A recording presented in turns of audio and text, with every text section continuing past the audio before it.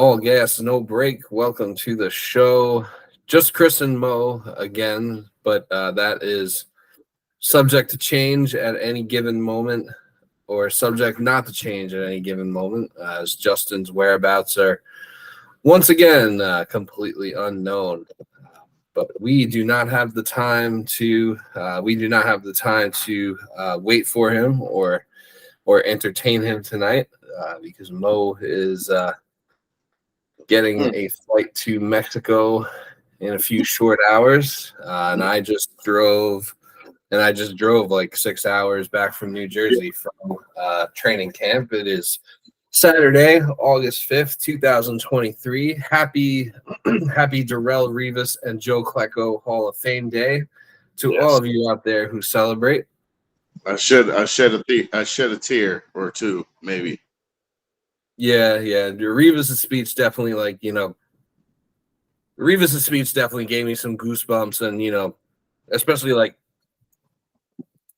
when he started talking about Rex Ryan and stuff.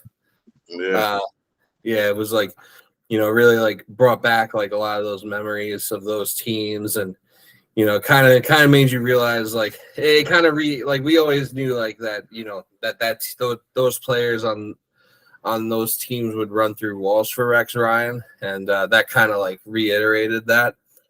So it was nice to have those memories brought up, and it was pretty cool. Like he won his one Super Bowl of his career. He won with the Patriots, but like he barely even talked about it. And he even briefly brought it up. He's like, yeah, now all the Jets fans are gonna boo me. Like he knew, like not to. Like he knows he's a Jet, and not to he didn't shout out the Patriots fans. He only shouted out us. So it was great to see him. It was great to see him get inducted. We traded up for him. What's that? We traded up for him, didn't we? We did, yeah. We moved from we moved all the way from pick 21 to pick 14 to get him. Yeah. Yeah, because the Jets were coming off a good year where they had made the playoffs the previous year. So they traded up, and he was talking about how the Jets fans booed him on draft day and everything, and how he embraced the the challenge. I actually remember that was back when they still had the draft on Saturdays, because I remember just sitting home on a Saturday afternoon, they would just do the draft. I think they'd do the whole draft in one day back then, and it was just a whole fucking day. Yeah, now it's the day 3 takes a whole fucking day. But yeah, I remember just watching. I remember being at home, watching him get drafted by us, and I definitely didn't know anything about who he was, but obviously he will go down as one of the better draft picks in New York Jet history. And then you have Joe Klecko. So Revis got in first ballot. That got me tearing up a little bit, because his wife was like, "You better go to that goddamn practice," and she stopped the car, and he was talking about how she just stopped the car or had the keys and threw it out the window or some shit like that, and he was like, "What the hell are you doing?" And after that point, he was like, "Okay, I need to take this shit serious." Yeah, she was basically like, "Yeah, I'm not going anywhere until you fucking go practice." Yeah, and I mean, shit, because to me it just seemed like, all right, she already knew what he's capable of, and he just didn't. He had no motive for it until she was his inspiration. So that helped him to even, because he was playing on some minor league football team, and then he ended up going to Temple, playing in college at 20. And then he gets drafted by the Jets in 1977, and But what's weird to me is like, why did it take this long for him to even get inducted to the Hall of Fame? Yeah, I really don't know. I mean, I don't know if he. Isn't Gastineau in the Hall of Fame? Yeah, I'm pretty sure Gastineau has been there for. I'm pretty sure Gastineau got in a pretty long time ago. I'm actually looking up his class right now. Yeah, Gastineau was inducted. Shit, he was inducted in, was it 2000? Like he was inducted in like the early 2000s, I think. Yeah.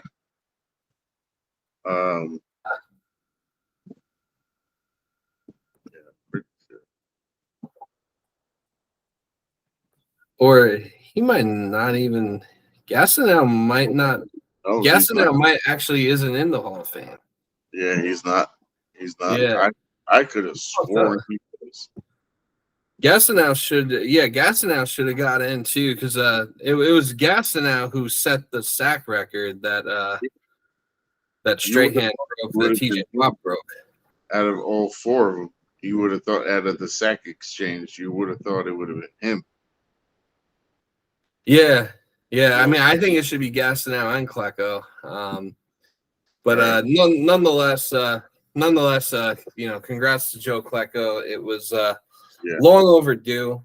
I don't know if he's necessarily a first ballot Hall of Famer, but he definitely waited a lot longer than he deserved to wait. And it's worth bringing up because like a lot of people get inducted into the Hall of Fame like posthumously, like after they die. So with him getting up there in age, he does look like Father Time's catching up with him a little bit. I mean, I saw him kind of trip over himself at the Hall of Fame game during like the ceremony they had before the game. So, it's definitely good. I'm very happy that Joe Klecko like got to see himself get inducted into the Hall of Fame rather than it happening like after, years down the road after he was no longer alive. But yeah, it's a great day, great weekend, just a great time to be a fan of the New York Jets with the Hall of Fame inductions this weekend, as well as being on the Hall of Fame game, unofficially kicking off the 2023 season, even though it did end in a loss.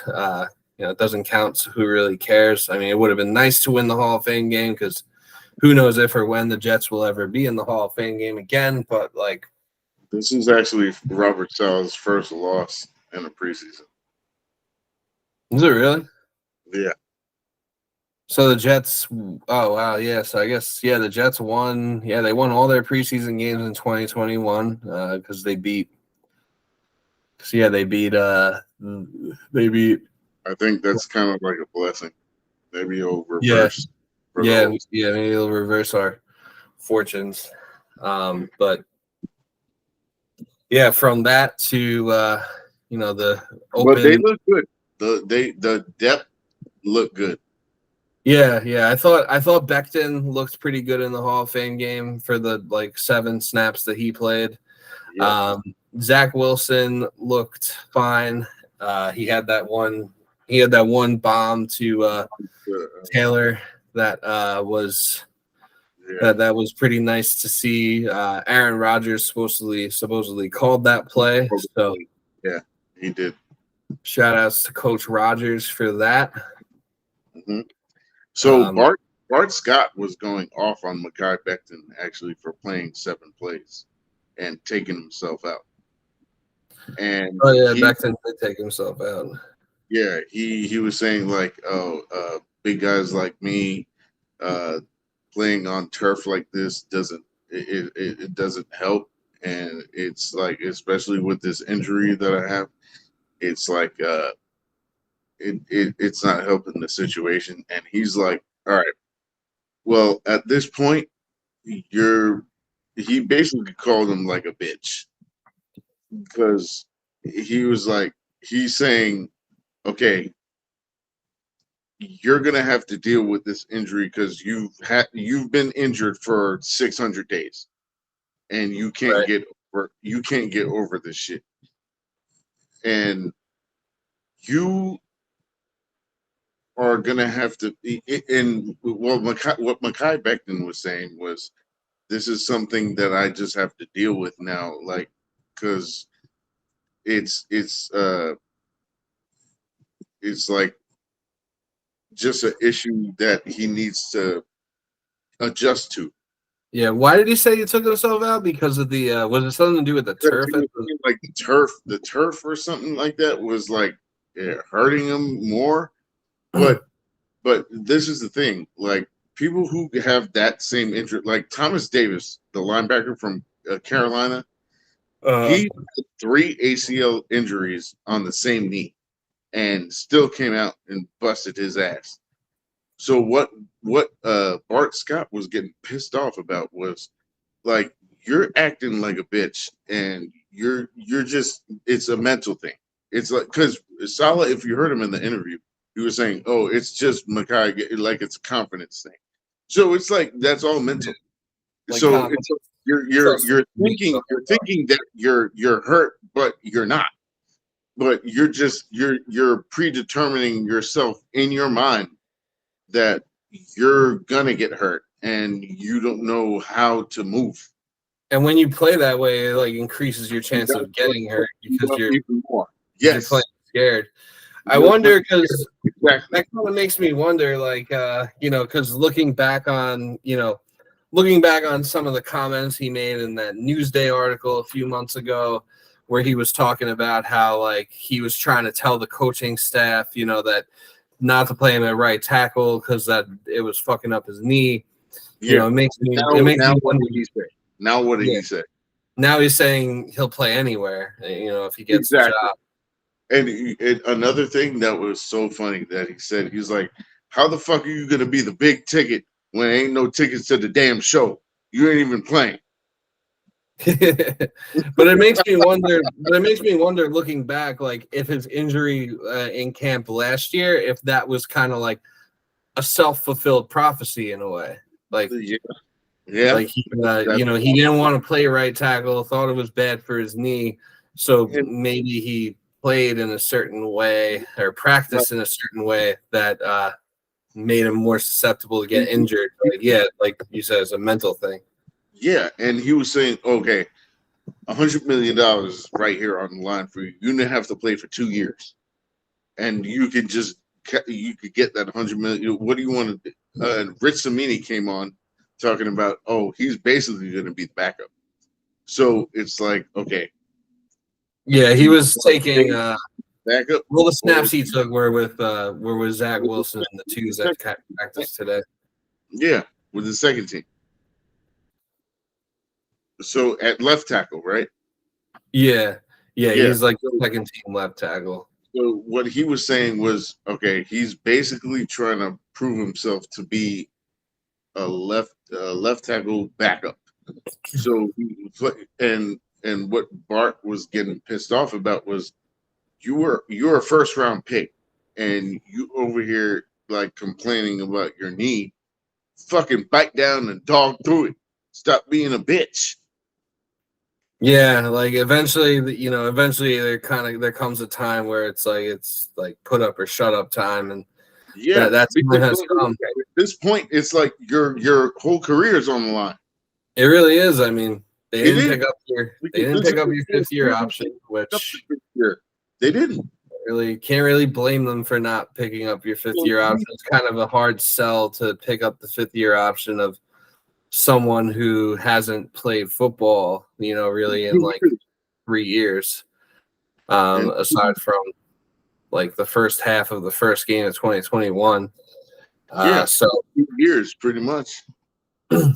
Yeah, so it's kind of a hard sell, and it's kind of just time to like shit or get off the pot. Like, this is like basically exactly make or break. It's a make or break year for him for sure. So I think it's good that he changed his tune as far as being willing to, being open to starting at right tackle as well, or, pretty much being open to playing wherever as long as he gets a starting job. But we both want Becton to succeed. Of course.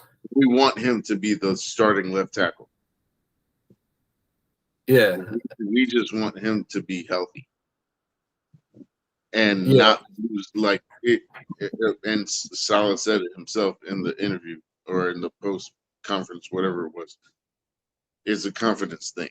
So it's like he's not trusting himself and he's not trusting his knee. He's thinking about it too much. Yeah. Well, hopefully that's something that'll go away with more reps in practice and more more in-game action. Hopefully it's something that he can. I don't think he's going to win either starting job. I think he will end up being the backup left tackle.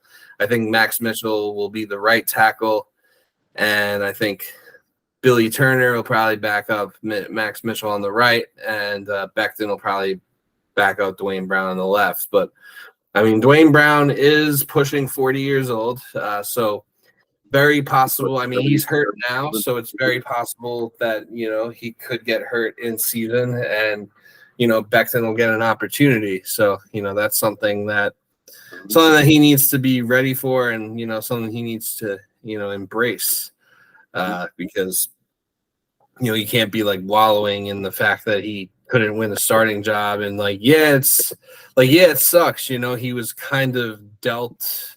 It's like he was dealt a shitty hand, but he also didn't do himself any favors, like physically or like the way he was acting physically or mentally. Yeah. I mean, it's great that he lost all the weight that he did, but now it's like he needs to figure out how to play in like kind of like his new body and like his new self basically, because he weighed a lot more when he his rookie year. So he has to get used to his body alone. Yeah, even just like kind of like even just like everyday stuff like walking around and stuff like that can be an adjustment after like losing a shit ton of weight like that. Yeah, because he lost like 60 pounds, pretty much. Yeah, at least 60 pounds. He might have lost even more. That's a lot, yeah. Yeah, I mean, he does still, I mean, seeing him in person, like I saw him pretty close up as I was like walking up to the seats at camp, and I mean, he is still like huge. Yeah, he's still like a monster. He should be on the basketball court. Yeah, but he just so hopefully he can get everything figured out and kind of together, iron out the kinks with more reps, and hopefully he finds a way to. I just hope he finds a way to. I don't care if he's a starter or the backup, and I also wonder, like, as far as like, I do think it'll be Dwayne Brown on the left and Max Mitchell on the right, but I do wonder at what point. What it's going to be. I think that's what it's going to eventually be. Yeah, but I do wonder like how long. I wonder like how long that'll last, whether due to somebody getting hurt or due to like the Jets just realizing like for your O-line, like you want your best 5 guys out there, and coming to the determination that Becton is one of those guys. Like, can he prove that he is one of the best 5 that should be on the starting line? He was balling out his rookie year. After that, it's been like a downfall. Yeah, it's just been like to be honest, I think it's all mental. I think a lot of it is mental because I mean, obviously he was dealt a shitty hand, like with the injury and then getting another injury. Like that injury in that 2021 opener really wasn't his fault. Greg Van Roten. Greg Van Roten basically ruined that man's career. Pretty much, yeah. I was thinking about that yesterday. Yeah, like it was Greg Van Roten's fault. Becton got hurt then, and then it seems like it was kind of a freak accident that he got hurt again last year in camp. So I mean, like from being at the practice, like it's kind of hard to get hurt in camp. I mean, I know it happens all the time, but like from watching the practice today, I'm like, how do people get hurt in camp? Because like they really don't hit each other. I mean, like there was one play where like someone, like one of the defenders, like kind of hit Aaron Rodgers or kind of bumped into him, and everyone, everyone in the crowd got like super mad. Yeah, and they were like, "Okay, he got up, he's good, thank God." Yeah, he was fine. It was like, it wasn't like a big hit or anything, but he like made contact with him. What Lincoln Tomlinson? I think Lakin Tomlinson was the one who fucked up the block that let him get hit. Which, he's wearing a red jersey for a reason. And, but I think it's kind of hard when you are practicing, because it's hard for me to understand, like with the way and the level that practices are now, it's hard for me to understand like how players get ramped up for actual games. Right. And I think, and it makes even more sense now because how usually the first like month of the regular season or so is like very sloppy football. Mm-hmm. And like, from seeing a practice now, like that makes a lot of sense because there isn't really that much contact. Yeah. So like there's still like it's like the regular season is kind of like an extension of the preseason, especially because like starters barely even play in the preseason. Like the first 4 games kind of are like their preseason. Yeah, and you're not really fighting to win a game. It's just like, okay, we're just like going 1-on-1 pretty much. Yeah.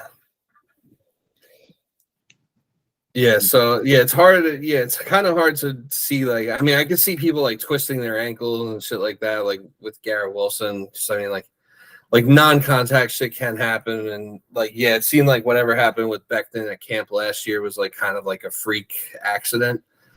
Mm-hmm. But at the same time, like I feel like it is kind of mental because it's like he always talks, he's always like talking shit on Twitter or like about. But what's funny is like he tweeted that whole shit about, oh, I'm a left tackle, and then after he got his ass busted and Jermaine Johnson was tearing his ass up, now he realized, oh shit, all right, maybe I'm not in shape like I should be. I guess I'll just play wherever they need me. Yeah. So that's it's good that he came to that realization. Yeah. Because I don't want him to be like, because I don't want them to trade him. I don't either, but I just want him to be like successful. I'm pretty sure everybody does, but at least that's a Jets fan.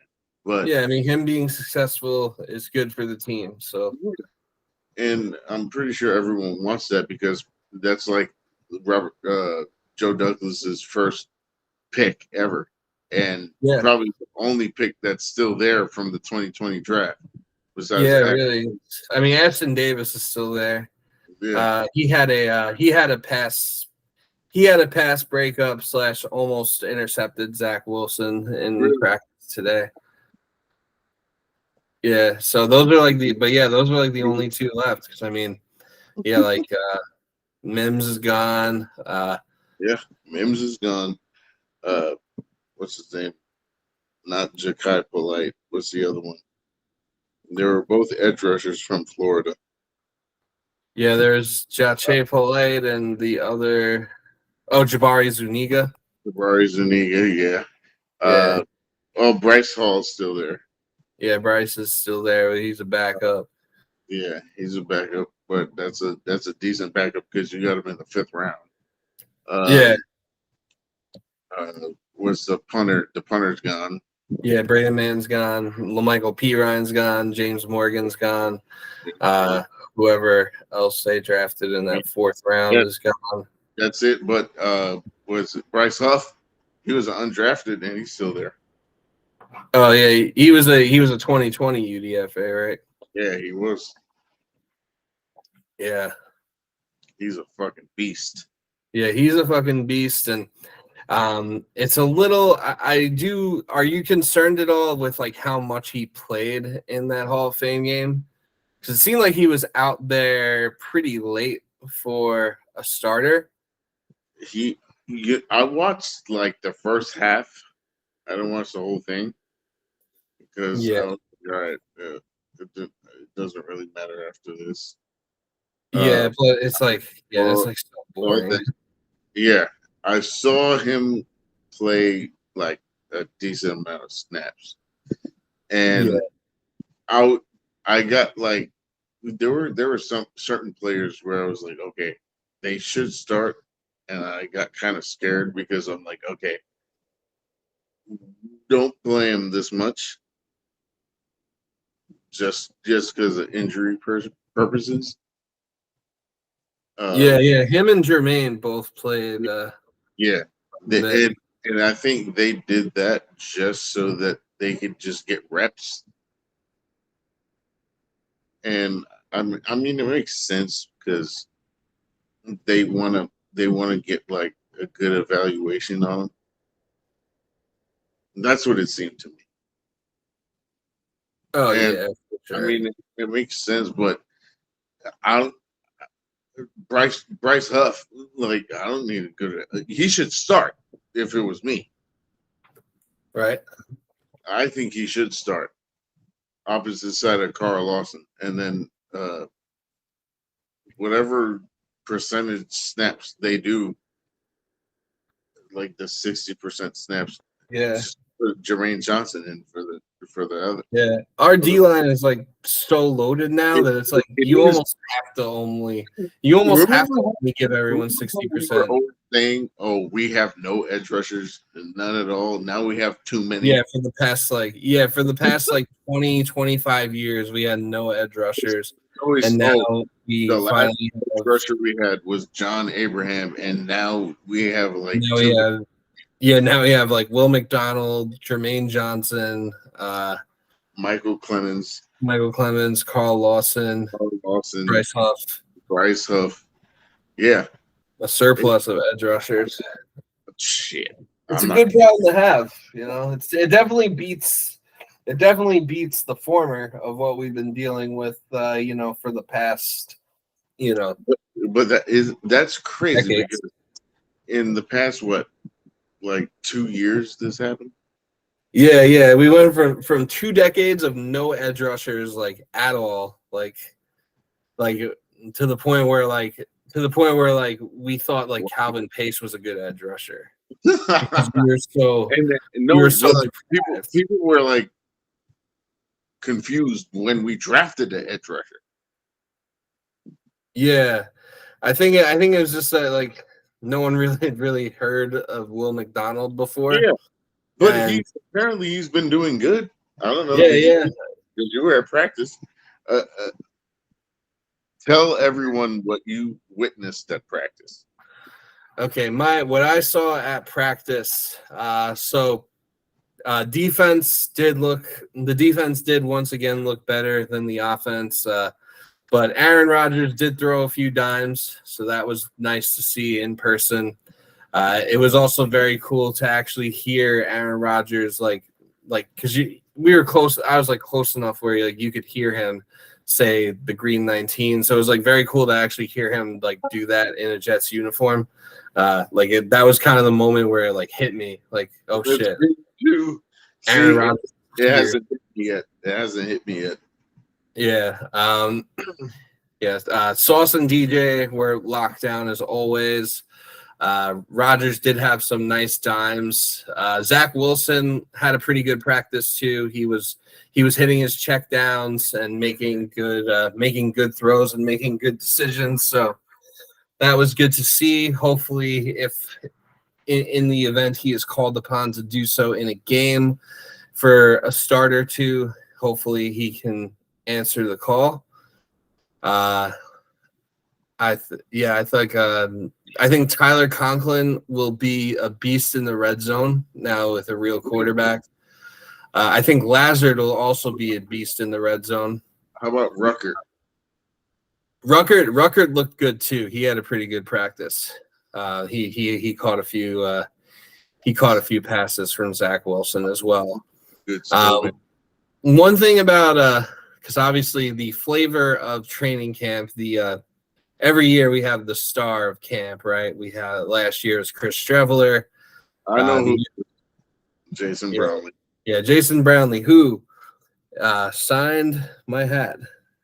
That is him right there. I also got Travis Dye, who probably won't be on the team because he is a running back, and there are too many running backs on this team as is, and could be even more too many running backs for him to stick around if Dalvin Cook comes. But at this point, I'm hearing about Dalvin Cook actually inching closer to signing with the Jets. I think he's just dragging it out because he doesn't want to go to training camp. We talked about that last podcast. Yeah, it seems like more people around Jets land and around the league are like catching on to that now. Because I mean, there still aren't any bidders. We haven't heard of any mystery teams or anything like that. What he was saying was like he wants to take his time and basically picking which team he wants to sign with, and I'm guessing he's just saying that for like media. But I think he's just saying that to try and get another team involved. And well, yeah, that could be too, but I feel like he wants to just weigh his options out, and then he doesn't want to make the decision by himself. He wants like everyone, like his family, involved as well. Yeah. Did you see his like trainer? Was it his trainer? I think it was his trainer. Yeah. His trainer like tweeted, "Oh, like if Jets fans heard what Dalvin Cook said to me about them today, like about the team, like they would not be happy or something." But he was just like apparently he was just throwing that out there to troll Joey Jets because Joey Jets has been Mr. Rock Your Sources for the past month with this whole Dalvin Cook thing. He was always saying like, "Oh, I know Dalvin Cook is gonna sign here. I got a good." He said it was a done deal. Yeah, he did. I mean, I don't know. I've heard a lot of people on Twitter saying it was a done deal with fucking Deebo Samuel last year, and guess what? Yeah, people just want attention. That's all it is. Whether it's positive or negative, people just want attention. What else were my takeaways from camp though today? Yeah. So the first team ran a trick play on one of their red zone plays was a trick play where they ran a jet sweep to McCole Hardman, and then McCole Hardman actually like dropped back and threw it. Threw a pass. He threw a pass, and it was intercepted by Jordan Whitehead. So my takeaway is nobody besides Aaron. Yeah, scrap that play from the playbook. Definitely don't run it in the game. Nobody besides Aaron Rodgers should throw the ball really under any circumstances. Yeah, I heard about that play earlier. Yeah, it was cool to see because it was like play again. Yeah, because it was like, oh, holy shit, like, and like, but I'm a firm believer that gadget plays and trick plays are for bad football teams. Let's not be a bad football team. Let's be a good football team, and let's just play normal offense. Let Aaron Rodgers throw the ball. He is for Super Bowls. What's that? I think gadget plays and trick plays are for Super Bowls. Yeah. Gadget plays. Yeah, I agree. Like if you like pull one out, you know, at just the right time, like the Philly special. Yes, exactly. Or like the Statue of Liberty in that Boise State, Idaho crazy fucking bowl game. Last game of the year, can't hold anything back now type of energy. Like, yeah, gadget plays are good for that type of thing. Like, you know, But in general, like throughout the regular season, especially if you are a good team with a, future Hall of Fame quarterback, 4-time MVP, there's just really, I just don't see the need for it to get too cute like that. Mm-hmm. Especially, I also didn't like that it was a red zone play because, like, I feel like LaFleur last year was getting too cute in the red zone. Yeah. So hopefully, honestly, all right. Let me say this right now: LaFleur just praised Brees Hall too much. Yeah, and he relied on him like he was the offense by himself. Yeah, I mean, he kind of was. Once he was gone, he didn't know what to do. Yeah, he couldn't adjust, and I mean, it really showed, especially like the last 3 or 4 weeks when they didn't find the end zone at all those last 3 games. Yeah, they didn't score for like what? Yeah, they scored a touchdown. Zach Wilson had that bomb in the Lions game. And then they scored 3 points against the Jaguars. They scored 6 points against the Seahawks, and then 6 points again against Miami. What a fucking shitty ass offensive quarter. Yeah. And now he's quarter for the Rams. That's why I know they're gonna be down. Well, I feel like it won't matter because he's not going to call the plays for them. Sean McVay will call the plays, and so like either like I'm not too high. Like I'm not too high on the Rams, regardless, because I don't really know how Stafford's going to bounce back from his like elbow issues and stuff. I feel like he probably still has some lingering problems there. That was going to be my argument about Stafford bouncing back, and then you have Sean McVay and Mike LaFleur. Yeah, but I feel like if the Rams offense like returns to like how it was, like the year before last year, I don't want to see people being like, "Oh, LaFleur just needed to escape the Jets," because it's like, all right, like you're gonna say he's cooking now, but like we know damn well that it's gonna be McVay calling the plays. Yeah, and I can't wait until he gets hired as a head coach. Oh, remember when people were saying, I'm gonna be so mad when he gets hired as a head coach. Oh yeah, they were saying, or when people were saying, "Oh, you can't." The Jets shouldn't hire Robert Saleh because he'll build too good of a staff and they'll get poached. It's like I would love to have that problem. And so far that has not manifested itself at all. I mean, LaFleur basically the first one to be recruited as a head coach. Guess what? He got fired. Yeah, LaFleur basically, that was the one they were saying like they were afraid of losing, and then by year 2, everyone couldn't wait to get rid of him. I mean, shit, people couldn't wait to get rid of him like 3 weeks into the first year. But I think that was more so just like they didn't want to face the fact that Zach Wilson was a bust, like even though it was pretty obvious, like from the get-go, how bad Zach Wilson was. I think the two just didn't mesh well together, and it seems like Aaron Rodgers. He never played to. Yeah, and he never like played to Zach Wilson's strengths either. Yeah, that's true. And I feel like Aaron Rodgers already seems like a better coach to Zach Wilson than Mike LaFleur was. Yeah. I would say of all the coaches that Zach Wilson has dealt with in his football life, from high school to BYU to, being on the Jets years 1 and 2 to now, I would say, that Aaron Rodgers probably is the best coach or that he's like interacted with. Mm-hmm. Now, I don't think Aaron Rodgers can like fix him. And even if he can, I don't think it's something that the Jets will be able to see through because like they're not going to pick up his 5th-year option. No. Unless something like crazy happens this year. Yeah, it would. And I'm not hoping anything crazy happens. Yeah. I'm just hoping for Aaron Rodgers. The only time I want to see Zach Wilson is if we're up 40-0 on the Patriots.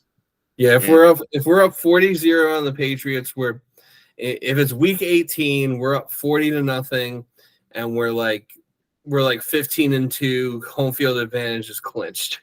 yes, that's it.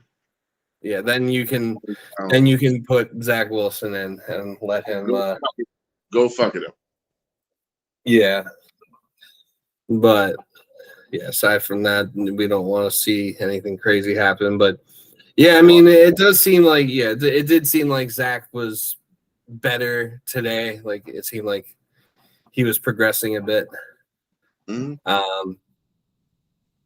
Yeah, like there was one play where Rodgers threw, like, it was a really nice ball, but it was like one of the red zone drills where he did like a play action and then he threw like a little floater to like the back of the end zone. I forget who was receiving it. I think it might have been for Lazard, and he caught it, but he was out of bounds. But it was a really nice ball. He just let him a little too far. But even that was like kind of a breath of fresh air from like Zach Wilson, where he probably would have thrown a pick in that situation. You said Lazard? Yeah, Lazard. Oh, okay. I was gonna say, what the fuck? Whoops. I was like, who the fuck? Lizard? Yeah, Alan Lizard. Yeah, he is the Lizard King. Yeah. Garrett Wilson still didn't practice today. They said he was going to, but I guess they're giving him a few more days. But he was out there, like he was out there in uniform, but he didn't actually. Yeah, he's just healing.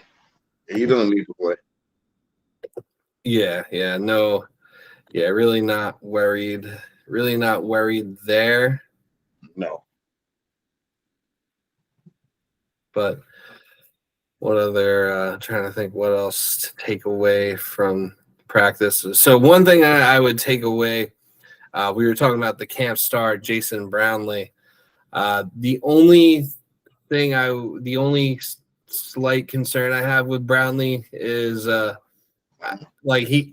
made that sick catch in camp a few weeks ago. Obviously not a few weeks ago, a few days ago, and obviously he's got some burners. I know he burnt sauce in a practice recently as well. But I noticed that in the Hall of Fame game, he dropped like a pretty easy short pass. He also dropped a pretty easy short pass in today's practice. So I just hope that he could clean that up, and it seems like he might be doing the thing where he's like thinking about his next move before catching the football on those types of plays. So he's thinking too fast. Yeah, maybe. I mean, I don't really know anything or what it is, but that's just like what it seems like, because I noticed that he dropped like a pretty easy one today, and he had that one drop in the Hall of Fame game. So, I would say if he's able to clean that up, then he's like a shoo-in to actually make the team.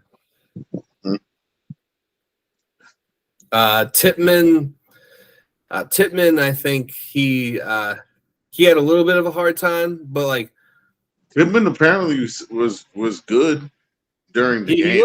He looked good in the Hall of Fame game. He had a bit of a hard time today, but I think like I wouldn't be worried about Joe Tippmann having a hard time, especially like if you're going to talk about the Jets and having the best D-line in football, then a rookie center should struggle. Yeah, exactly. Because look, and people are already like writing him off, saying, "Oh yeah, people are already calling him a bust," which is we should have took John Michael Schmitz. I'm like, yeah, well, we both wanted him, but yeah, dude, it's a fucking rookie, and you're playing against like 10 defensive linemen who were part of a top 5 defense last year. Yeah, exactly. So like, I'd be more concerned if he wasn't struggling. I'd be more concerned that our defensive line is overrated. That would be a bigger problem. Yeah, that would be a much bigger problem considering the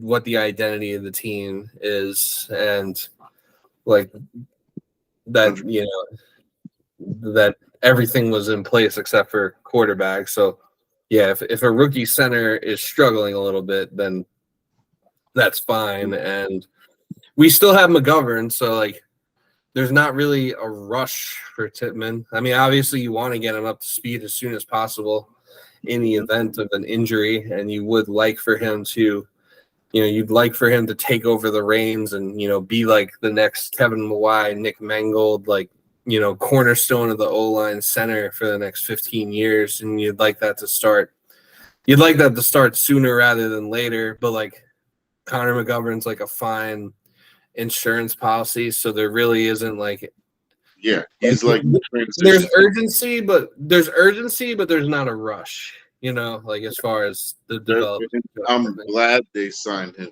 because like he's basically a transition piece so that Tippmann can get like the reps he can get just to get adjusted to how they and I mean McGovern wasn't bad, and he can hold the line steady at least for whenever they decide to put Joe Tippmann. He can hold the line steady for the first quarter, first half of the season. I don't think he was bad at all. He's been above average to me. Tippmann, I thought he looked really good in the Hall of Fame game. Granted, he was going up against he backups, but I mean, he looked like he belonged. Look, question: what is the most question you have with the team overall? Would it be offensive line? Because that's what I think it is. Yeah, I would say it's offensive line. I would say the second most questionable would be that's tough because part of me wants to say running back because we haven't seen Breece Hall back yet. He was also dressed for practice today. He didn't take any reps, but I feel like he'll be. They'll probably start putting him in soon. I feel, but like I would say running back could be a bit of a question. I would say from what I saw in the practice today, I'll definitely stand by giving Bam Knight the edge over Michael Carter if you have an odd man out situation. It seemed like Bam Knight got a lot more. It seemed like Bam Knight was getting more reps than Carter, and that he was doing more with his reps than Carter was. They were saying Bam Knight looked good in practice, and the offensive line looked good too. Yeah, Bam Knight did rip off a pretty nice run in practice. I think it's on our Instagram account's story for anyone who may want to take a look at that. It should be up there for about 12 hours. So by the time this podcast comes out, it'll probably be gone. But I also might put together a little video of some of the highlights from the practice for the videos that I took. Yeah, man. Also, shout outs to AJ Testinas. He was the winner of our first and maybe only ever giveaway for the free training camp tickets. So AJ and 3 lucky friends, girlfriends, boyfriends, family members, whatever of AJ will get to go to training camp with him tomorrow. I would have stuck around. Well, I gave away I had 4 tickets to each camp. I was gifted 4 tickets to each day of camp, and but I can say that I made sure that all those tickets are getting put to use. So I'm happy about that. It's good. It feels good to be able to give back to the fans and, give back to the Jets fan community in that way.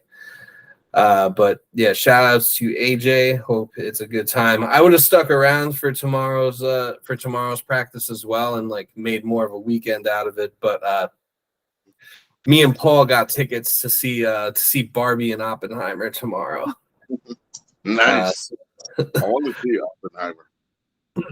Yeah, well, I'm gonna be seeing both, and I'm very interested to see like what that experience will be like. Like we're gonna see Barbie first, like in the afternoon, and then like I think the plan is we're gonna meet up, have some sort of a pregame, get fucked up, see Barbie, get fucked up again, and then see Oppenheimer at night. So I'm very interested to see like how that whole experience plays itself out.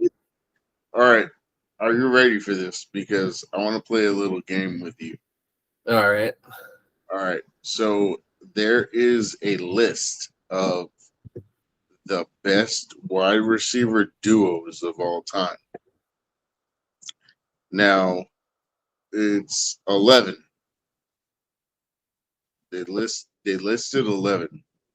And I want you to at least take a guess and name 5 out of the 11. Okay, so 5 of the 11 best wide receiver duos of all time. And going back to like this, I want to say 74. And this is according to. This is according to 33rd Team. That's the publication that posted the article. Yes. Okay. It was posted by Elliot Kalb.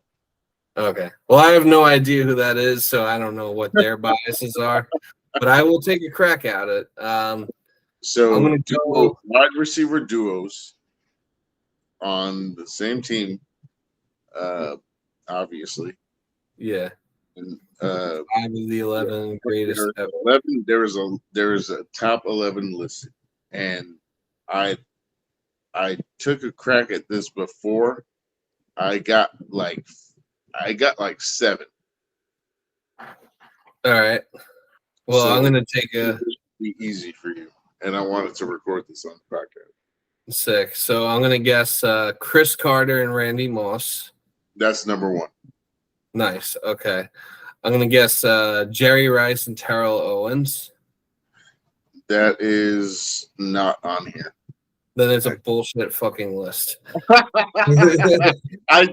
know what's funny? I said the same thing and said the same exact thing after that. Okay, so not Jerry Rice and Terrell Owens. Jerry Rice is on here, but it's not Terrell Owens. No, it's Terrell Owens. Oh, is it Jerry Rice and Tim Brown? No. It's Jerry Rice and John Taylor. Oh, okay. They're number 2. They're number 2. Okay. Let me see what else I'm gonna try.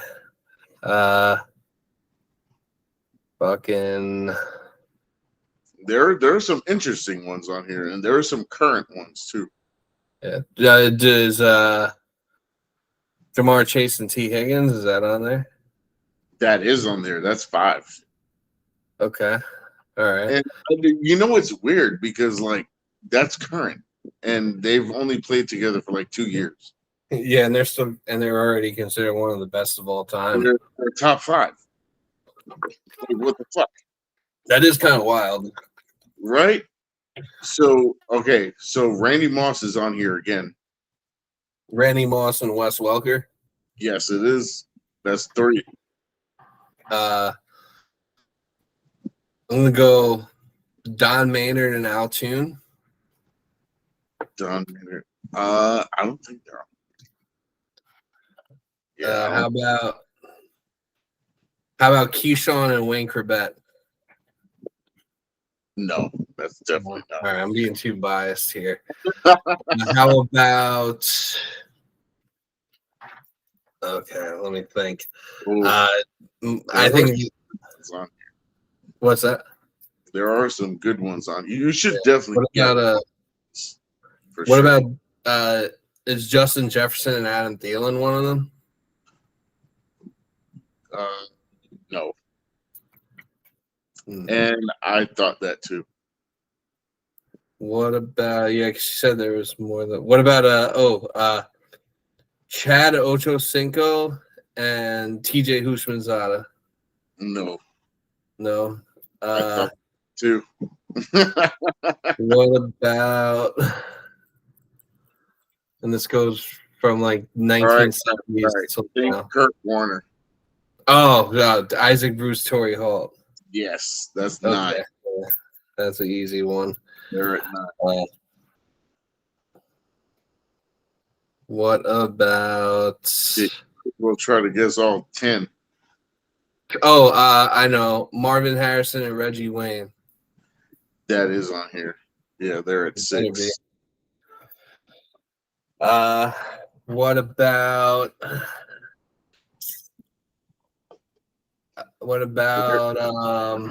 Definitely one on here you should get. Hold on there. I want to give you the clue, but I feel like it'll just give it away. It'll be too obvious. How about?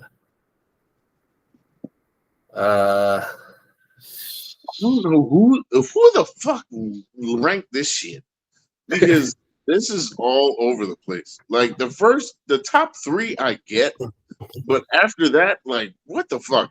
Jamar Chase, really, and T. Higgins. R&T number 5 already. Come on, motherfucker, for real? Yeah. Like Marvin Harrison and Reggie Wayne should be at 5. Yeah, that should be like definitely in like the top 3 to 5. Come on, what the fuck? And then Isaac Bruce and Torrey Holt, that should be 6. Yeah. Shit, I'm trying to think. All right, there's at least one more you could get, and I don't want to give it away. All right. All right. Wide receiver played for one team the whole career. The other one won Rookie of the Year. One of them came from Pitt, actually. Oh, I know. You got it. Larry Fitzgerald and Anquan Bolden. Yep, that's 4. All right, one more. How about shit? Think recent, like right now. Think right now. And I guess it's not Justin Jefferson because they didn't. Nope. Put so another guard division. Stephon Diggs and Gabe Davis. Oh, Tyreek Hill and Jalen Waddle. Yep, they're at 10. All right. Yeah, I mean that makes sense. Yeah. So there are some old school ones on here. Lynn Swann, John Stallworth. Steelers. So, I take it there are no Jets. There are no Jets. Yeah, I mean the fact they don't have Terrell Owens and Jerry Rice as number 1, right? Let alone not having it on the list at all. Definitely on here. There's Mark Clayton and Mark Super Duper. Mark Clayton and Mark Super Duper Clayton. Yeah. With Dan Marino. Oh yeah. Who else? Yeah. That's pretty much it. Yeah, one other thing I would Randy Moss and Chris Carter. Yeah. Randy Moss and Chris Carter was pretty obvious. And I mean, he deserves to be there with Welker too. Did Wes Welker and Demaryius Thomas make that list? Not Wes Welker and Demaryius Thomas. What about Greg Jennings and Jordy Nelson? Oh, so 11 is current. 11's a current one. Yeah, that's the last one. And it's not Tyreek and Waddle, a different one? It's a different one. Yeah. All right, current. Don't tell me. AJ Brown, Devontae Smith. Yep, got it. Nice. Yeah, I was gonna say either that or my next guess was gonna be like. Who else could it be? Yeah, I don't know. I'm trying to think what my next guess was gonna be. I didn't really have a next guess. Like I was thinking about like CD Lamb, but then I was like, wait, he doesn't really have like a good counterpart. But, I mean, Brandon Cooks is there, but he didn't even play yet. Yeah. So you can't really say that. I mean, because it was CeeDee Lamb and then Amari Cooper, but I forgot Amari Cooper even existed. Yeah. The fucking Browns. Yeah. He went to the Browns. He went to the Browns to die. I totally forgot about him. Yeah. So those are all the current ones. Is so that's the 11 wide receiver duos of all time, according to the 33rd team. Yeah. By the end of this year, they'll probably add Deebo Samuel and Brandon Ayuk and DK Metcalf and Jackson Smith and Jigba to that. Garrett Wilson and shit, I don't even know. Lazard. Allen Lazard. Corey Davis. Yo, people be sleeping on Corey Davis. I think, and people are assuming Corey had a nice catch in camp today, actually, on a nice ball from Aaron Rodgers, but he snagged the thing. And see, this is the thing. People are assuming he's going to be the fourth receiver. To who?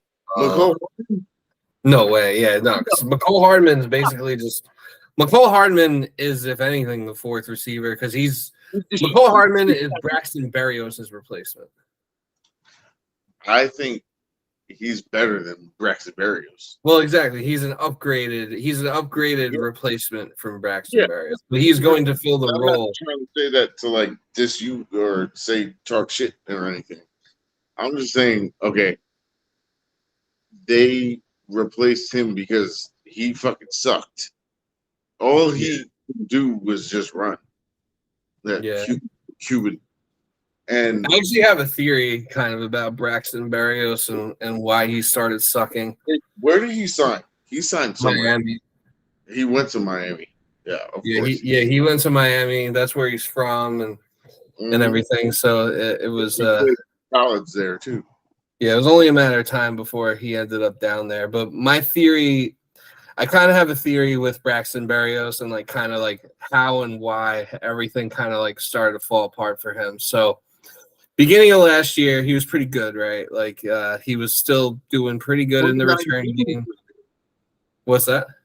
2019, he was good. Yeah. Like 2019, he was good. 2020, he was even pretty good in 2020. And 2021 obviously was like his like breakout year, which got him paid. Last year, beginning of the year last year, he was still pretty good. Like he was still, doing good things in the return game. He was, doing his thing on the offense. He was scoring touchdowns. He was making plays. He had the touchdown pass to Zach Wilson in the Steelers game. Yada yada yada. He was still playing pretty solid. People didn't really start complaining about Braxton Berrios until the drop in the Vikings game. So what I think happened, and I think it had to do with his personal life, but so do you know how he was dating Sophia Coppola, who's Olivia Coppo's sister? So he was like dating her, and they're, if you don't know who the Coppolas are, for anyone listening, they're basically like the white. They're basically like the new like Kardashians, except like the Kardashians have their type with black athletes. Well, the Coppos like white athletes. Like Olivia's getting married to Christian McCaffrey. Sophia was dating Braxton Berrios for a while, and the way they ended up breaking up. And from the looks of it, or the way it seems, is that Braxton was like cheating on her with that TikTok girl Alex Earl. So my theory is that Braxton probably like started cheating on her, or probably started like was probably starting about like thinking about like, you know, leaving her or whatever. Probably around the time that like the Vikings game happened. Like I think that like when he dropped that ball, that was probably like when he started cheating on her. And then it was probably like he probably just had too much going on in his personal life where he was like too distracted to like focus on playing football. He can do shit. Yeah, so that's my theory on the downfall. Bold take theory. Yeah. I don't have any basis for this. Yeah, another camp takeaway is that Tony Adams is very much winning the starting safety job. It seems like, that seems to be like, I would say that's like pretty much in the bag. How about the third linebacker spot? I'll be honest, like I really don't know a whole lot about our linebackers beyond. I mean, Sherwood and DJ. Yeah. I guess is Nazardine technically a linebacker? And Sherwood is supposed to be the third. Yeah. So I mean, as far as like practice went today, as far as the linebackers go, I feel like they really didn't stand out one way or the other. Probably be just it's kind of hard to like take away. It's kind of hard to like get a takeaway from the linebackers because it's like there are a few plays like running plays where like, you know, they like kind of tackle, you know, they kind of like ganked up to like tackle the running back, but like I don't know, like I'd still say I fucking wanted to sign Bobby Wagner. Fuck. Speaking of Seattle players, fuck that shit. I want. Speaking of, we should have gotten Bobby Wagner because that would have been a great pickup, especially if only Aaron Rodgers would have restructured his deal like. If only this trade would have happened when it was supposed to happen, which was like at the beginning of free agency, and he would have restructured his deal right away, then we could have signed Bobby Wagner in March. Shit, he would have been like $5 million. Oh, shit, I'll do it. But of course, the Packers had to like drag their feet, kicking and screaming through the mud every step of the way. See, if I seen Brian Gutekunst, I'll probably punch him. Yeah, him and what's his name, Mark Murphy, the GM. Yeah. They're a bunch of GM. Mark Murphy, I think he's like the president. Yeah, a couple of Jamooks up there. Like no wonder Aaron Rodgers didn't want to deal with your anymore. Exactly. Yeah, but Bobby Wagner would have been nice. But speaking of former Seahawks who we did sign, I keep forgetting that we have Al Woods, and seeing him in person, he's a big dude. Al Woods, just some extra meat on the bones on the interior of the line. I don't know if you remember when we were playing the Seahawks this past year. That motherfucker was huge, and he was just tearing up the whole fucking O-line. Oh, he was, like, yeah. God damn, this dude is huge. And now he got him. Yeah, this dude was just eating up the whole O-line and killing Mike White. What about something? Mike White was playing against the Seahawks, right? He was, yeah. Yeah, okay. Yeah. And Q Jeff is good too. Oh yeah, Quentin Jefferson. Mm-hmm. Yeah. We got some dogs. They got a good rotation in there. Yeah. That was clearly to replace Sheldon Rankins. Yeah. I would have liked to keep him, but wish him the best. I would have liked to have Yeah, I may have gotten a little bit of screen time on Hard Knocks. I'm not sure. They did pan to the crowd at one point, and it was in the area that I was in. So hopefully, I get on Hard Knocks and represent the brand well. Nice. One thing I did want to bring up with these uncertainties on our O-line, there is a certain multiple-time All-Pro disgruntled offensive lineman who plays for the Dallas Cowboys who wants out in Zach Martin. Yeah. Shit. You know what? I was telling my coworkers, hey, y'all gonna sign Zach Martin? Or I said, we'll take him. Yeah. Shit. Y'all want to pay him? Because I know he got paid before. And he got paid like in the prime of his career. He's a little older now, but he can definitely still play. Oh yeah. No, he might be the best guard in football. Yeah, well, yeah, it's like him and AVT. Yeah. Yeah, so if you get both of them on the same team. So who's playing left and right? I would probably put AVT at left. Yeah, I don't think it. Yeah, I think if you get Zach Martin, it doesn't really matter. Yeah, who plays on what side? I mean, Zach Martin is mainly a right guard. He is a right guard, and AVT started at left. So I mean, AVT has basically proven that he can play anywhere on the line. Yeah, he can play everywhere, but he prefers to play guard because he feels more confident in the position. He is an all-pro level guard. He is a very and he can be a good tackle. Yeah, so he's like an elite guard and a very above average. He's an above average tackle.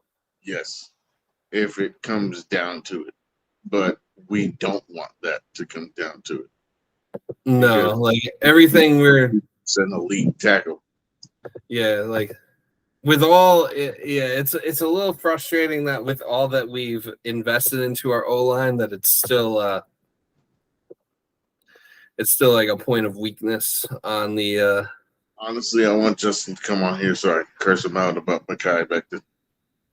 Yeah, he's hiding. You don't want the smoke. He always wants to come on here and waste our time with some irrelevant shit that doesn't even pertain to the topic at hand, and he always wants to be the devil's advocate. Sometimes I think he just does it. Sometimes I think he's just playing a character and just does it for the sake of doing it. And the one time where the one time where it's like, all right, it's time for you to defend yourself, he is nowhere to be found. And you know what? I put that article. I'm not bringing it up, but we know what that article was about. And we might see it on the 30 for 31 day. But we're keeping this jet strictly. I actually, my bad. I actually don't know what article you're talking about. Oh, the Johnny Manziel one. Oh, where he oh yeah, that's kind of what I thought you were talking about. Yeah, I saw that thing where he he's doing a documentary, and supposedly he was, and of course watch Justin will ask to enter the room right now, he has a Spidey sense, a Johnny football sense going off. But yeah, that he supposedly he was trying to kill himself after he got after spending $5 million on drugs and alcohol. Yeah, he blew $5 million on, and he was basically trying to OD and die. What the fuck? And that's the man. That's the man that he chose to. That's the man Justin chooses to idolize. And I mean, I think there's a lot. I think there's a lot that can be learned from he who shall not be named.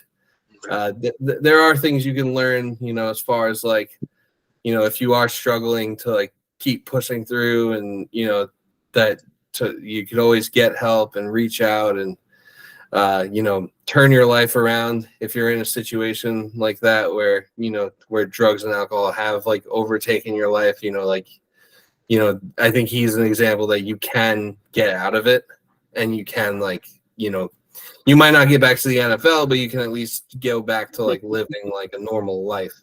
So I think there's things. I think there are like lessons to be learned there, but like Justin literally chose to like idolize that man, which is, and it's for no other reason. And it was for no other reason than just to piss us off.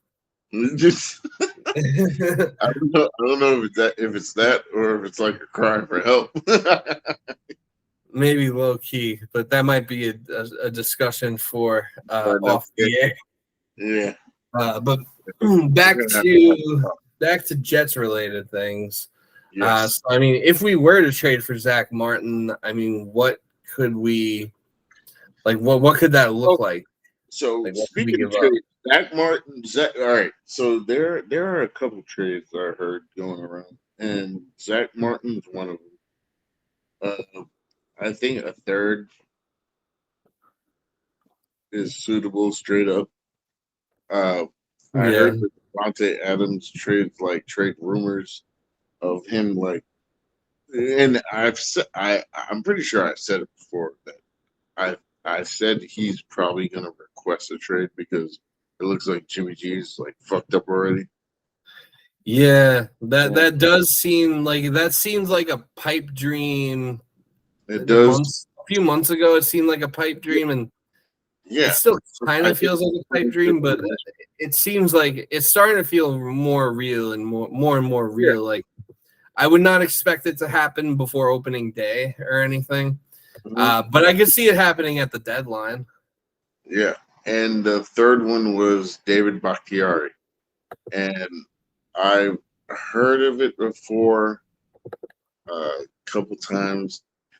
I don't know if he wants to get moved. I don't think they'd want to move him because one, they have a rookie, basically a rookie quarterback starting, and it seems to me that they're not just gonna, and at least for a third round pick to me or fourth for Bakhtiari makes sense, but I don't see them moving him because they need all the support they can get just so that Jordan Love could have they're gonna wanna like give him as much support as possible because like they have to figure out like this year pretty much they have to figure out like whether or not he's their future. Yeah, they have to get as many resources as possible. The thing. That's what I think. But I thought Bakhtiari was gonna come with Aaron Rodgers in the trade. So did I, and I thought they were just gonna throw like a fourth round pick or a third round pick for him in the trade deal, and I guess that didn't happen because he was upset that Aaron Rodgers left, and it seemed like he wanted to go with him. Yeah, it seemed like he wanted to leave too. Yeah, and when Aaron left Green Bay, like when that finally like became official, and he like posted all like the goodbyes on like his Instagram story and stuff.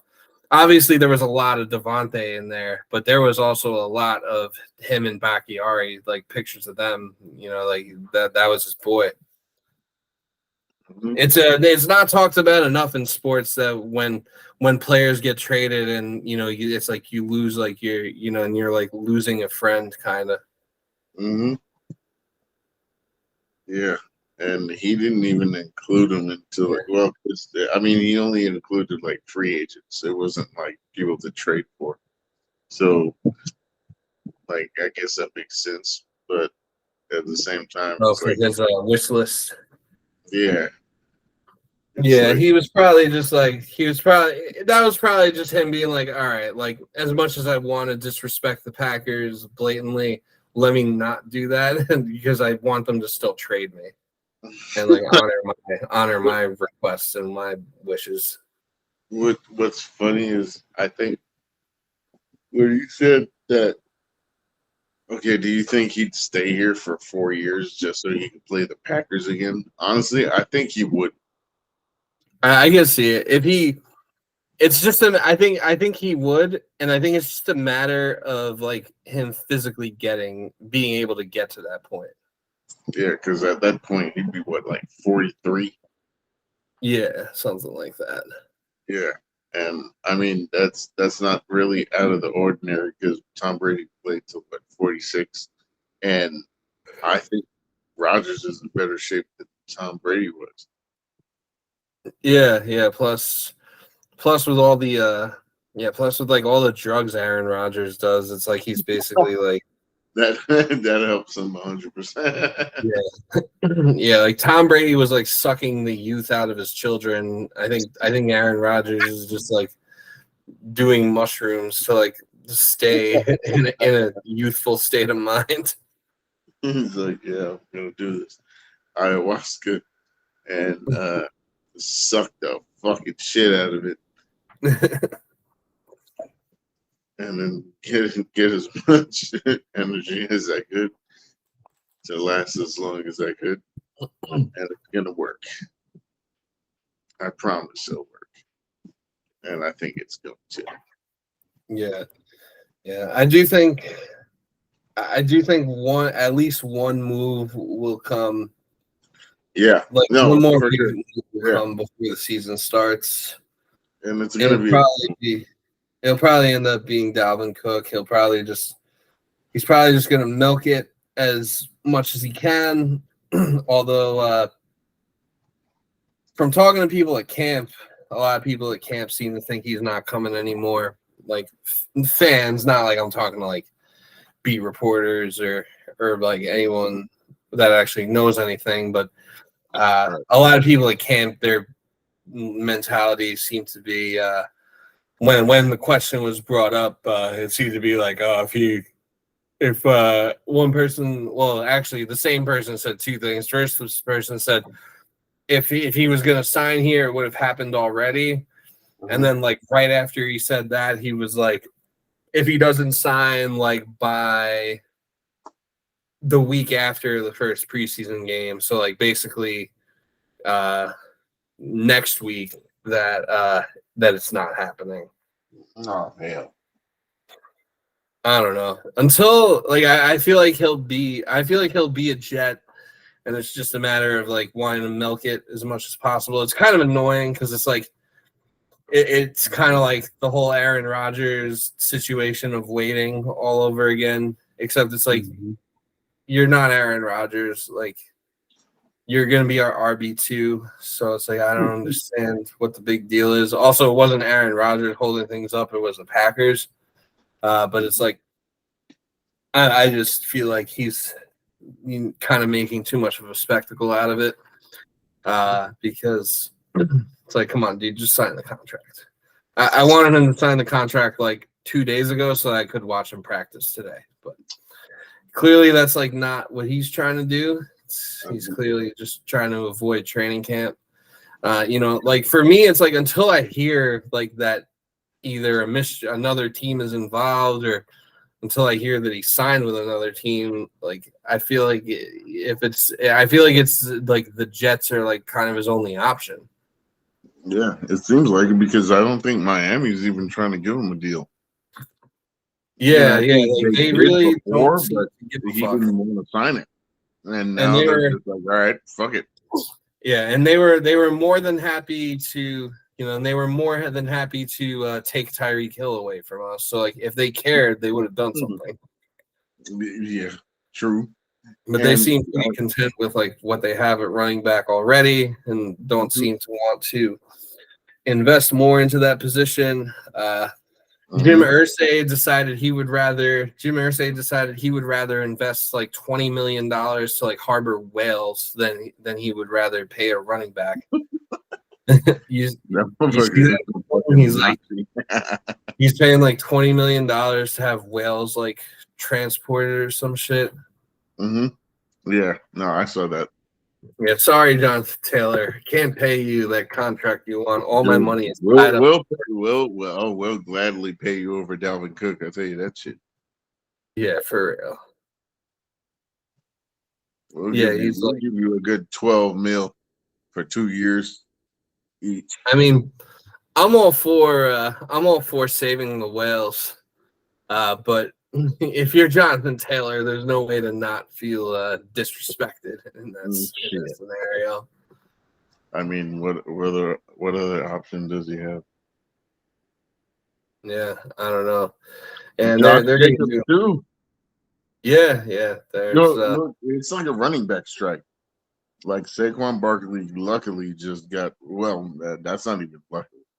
He just decided to sign because he wants to play. Just caved, I guess. Yeah, he did cave. He was like the only one to cave. I hope the rest of the running backs I hope they all go on strike. I want it to happen so bad. Yeah, I think we're approaching the era. I'm pro running back strike. Yeah, I'm pro running backs getting paid. I think we're approaching the era of positionless football. Like that's kind of the direction the game is trending in.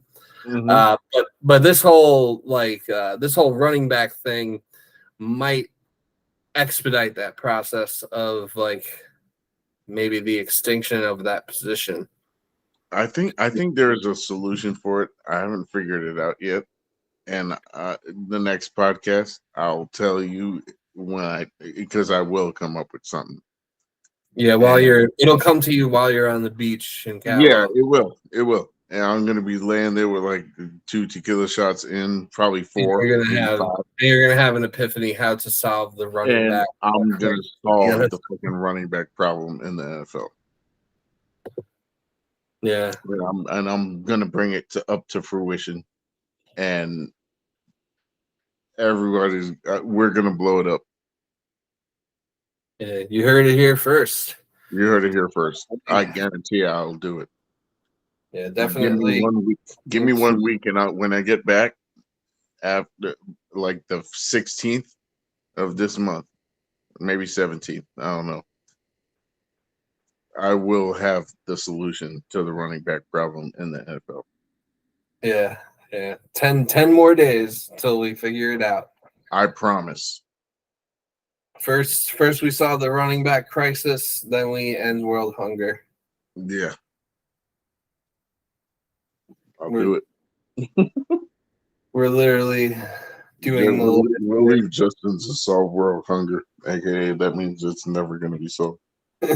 Yeah, he'll just be like, "Oh yeah, we'll make that like his homework assignment. Like, here, Justin, come with a way to stop world hunger." And then he'll come on the next podcast and be like arguing about like route running wide receivers without it being brought up. I still have my top 10 the route running wide receivers. I'll probably release that next podcast. Yeah. It seems like this podcast is just about Dunzo, and that now at this point we're just teasing things for the next podcast, and we are a little bit. We don't want to tease anymore because we need to give the people a reason to continue to tune in. So on that note, all gas, no break out. Deuces.